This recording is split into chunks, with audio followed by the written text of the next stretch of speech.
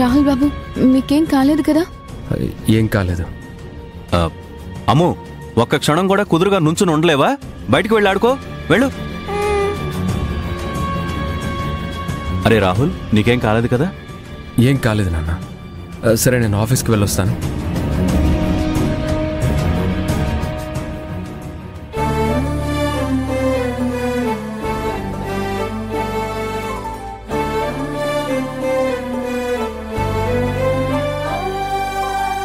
భగవంతుడా, రాహుల్ బాబు నన్ను ఈ విధంగా దీవించేలా చేశావా?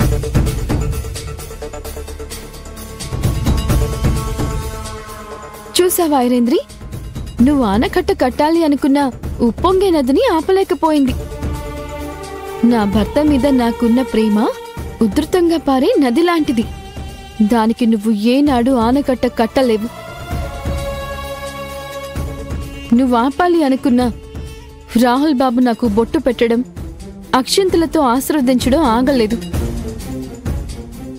రాహుల్ బాబు మీద నాకున్న ప్రేమ, ఆ దైవానుగ్రహం నాకు తోడుగా ఉన్నాయి. నువ్వు నన్ను ఎప్పటికీ గెలవలేవు ఐరేంద్రి.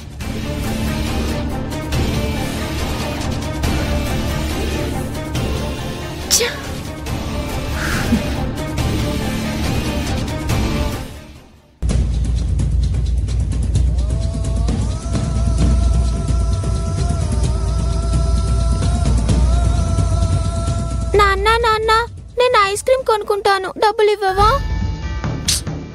ఇప్పుడు డబ్బులు లేవమ్మో. ఎప్పుడు అడిగినా ఇలాగే అంటున్నావు. ఈ రోజు నేను ఐస్ క్రీమ్ కొనుక్కోవాలి, ప్లీజ్ డబ్బులు ఇవ్వు నాన్న. ఒకసారి చెప్తే అర్థం కాదా? ఎన్నిసార్లు అడుగుతావు? ఏంటండి ఇది? కోడి మీద ఉన్న కోపం గుడ్డు మీద చూపించినట్టు ఊళ్ళో వాళ్ళ మీద ఉన్న కోపం తీసుకొచ్చి కూతురు మీద చూపిస్తారేంటి? మరి లేకపోతే ఏం చేయాలి? ఇంట్లో పరిస్థితి అర్థం చేసుకోకుండా డబ్బులు డబ్బులు అంటూ ఉంటే ఎక్కడి నుంచి తీసుకురావాలి?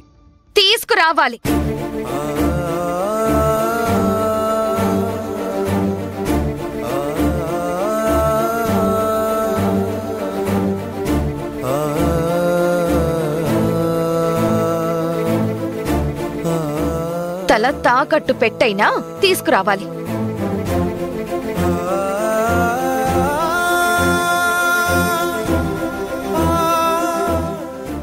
మరెందుకన్నారు కూతుర్ని?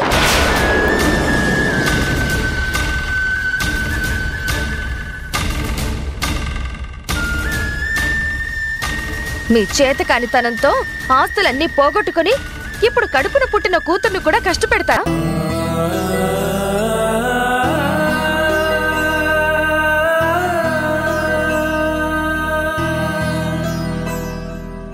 లలిత, ఏంటమ్మా ఇదంతా?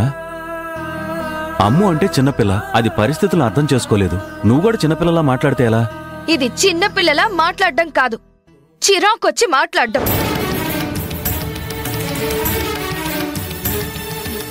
ఒక్కసారి ఆలోచించండి, మన జీవితాలు ఎలా ఉండేవి, ఇప్పుడు ఎలా తయారయ్యాయి.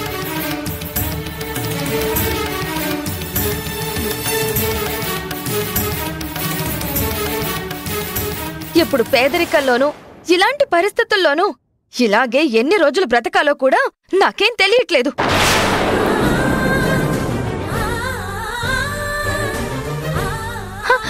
కనీసం కూతురు ఐస్ క్రీం కొనుక్కోడానికి కూడా డబ్బులు లేనంత చేతకాని వాడైపోయాడు నా భర్త. లలిత! రాజీవ్!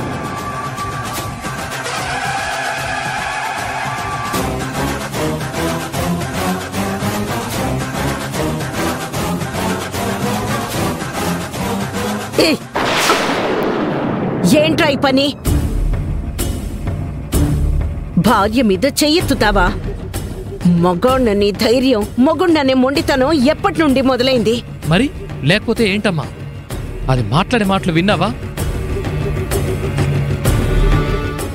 పరిస్థితులు కలిసి రాకపోయేసరికి, పాకెట్లో కాస్త డబ్బులు లేకపోయేసరికి ఎలా నోరు జారుతోందో. రేయ్, తను నోరు జారిందని నువ్వు చెయ్యి జారుతావా? తనని అలా సమర్థిస్తారేంటి నాన్న? ఇప్పుడు చెయ్యెత్తాను కాబట్టే అది నోరు మూసింది. లేదంటే ఇంకా నన్ను చేతకాని వాడ్లాగా అందరి ముందు నిందలు వేస్తుంది.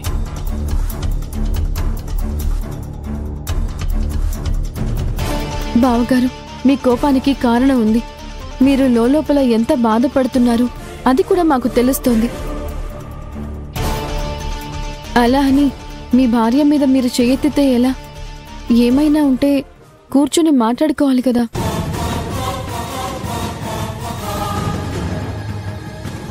అవును రాజీవ్, ఇప్పటికే మన చుట్టూ ఉన్న పరిస్థితులు మనతో ఆడుకుంటున్నాయి. ఈ సమయంలో మనమందరం ఒకరినొకరు అర్థం చేసుకొని నడుచుకోవాలి, కానీ అపార్థాలతో పరిస్థితులను ఇంకా దిగజార్చుకోకూడదు. అనండి, అందరూ నన్నే అనండి.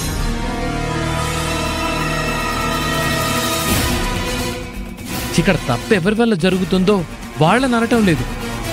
ఒక్కసారి చెయ్యెత్తినందుకు నన్ను మాత్రం నోటికొచ్చినట్టు మాట్లాడుతున్నారు.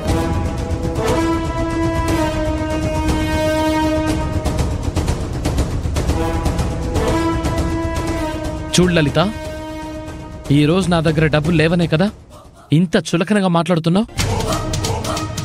ఏదో ఒకరోజు నాకు మళ్ళీ డబ్బులు వస్తాయి, నా జీవితము బాగుపడుతుంది. అప్పుడు నువ్వు మంచితనం కురిపించినా నా మనసులో మాత్రం అభిమానం పుట్టించలేవు.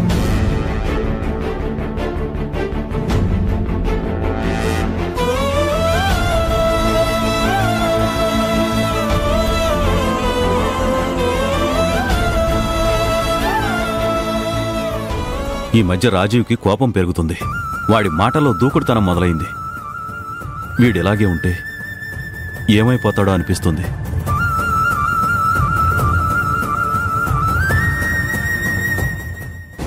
మామయ్య గారు, కుటుంబం కోసం ఏమీ చేయలేకపోతున్నాను అనే బాధ ఆయనని ఎక్కువగా ఉక్కిరిబిక్కిరి చేస్తోంది. ఏదైనా జాబ్ దొరికితే డబ్బులు సంపాదించడం మొదలు పెడితే అప్పుడు ఆయనే మళ్ళీ మామూలు పరిస్థితికి వస్తారు.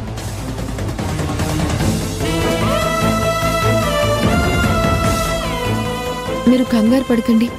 అతి త్వరలోనే అలాంటి మంచి రోజులు వస్తాయని నాకు నమ్మకంగా ఉంది. మీరు కూడా అదే నమ్మకంతో ఉండండి మావయ్య. నువ్వు అన్నట్టు అలాంటి పరిస్థితులు త్వరగా వస్తే నాకంటే సంతోషించేవాళ్ళు మరొకరుండ్రా బి. సరే మావయ్య, నేను ఆఫీస్కి వెళ్ళొస్తాను. జాగ్రత్తగా వెళ్ళమ్మా.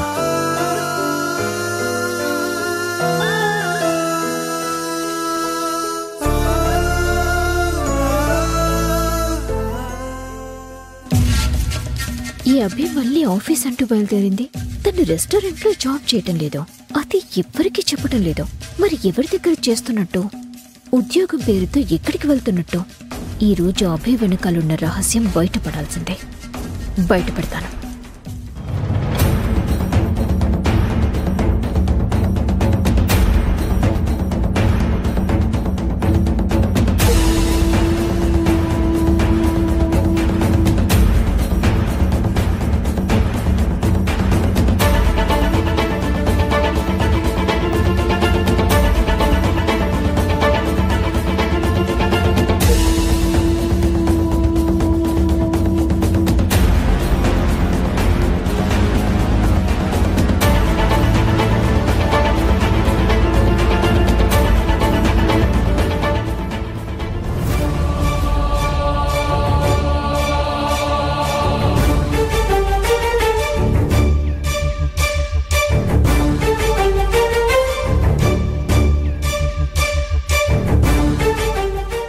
అభి, నీలో ఏదో భయం కనిపిస్తోంది. ఎవ్వరూ నిన్ను గమనించకూడదని ఆరాటం కనిపిస్తుంది. అక్కడే అర్థమవుతుంది నువ్వు ఏదో చేస్తున్నావు. ఎవ్వరికీ తెలియకుండా ఏదో దాస్తున్నావు. అదేంటో ఈ రోజే బయటపడతా.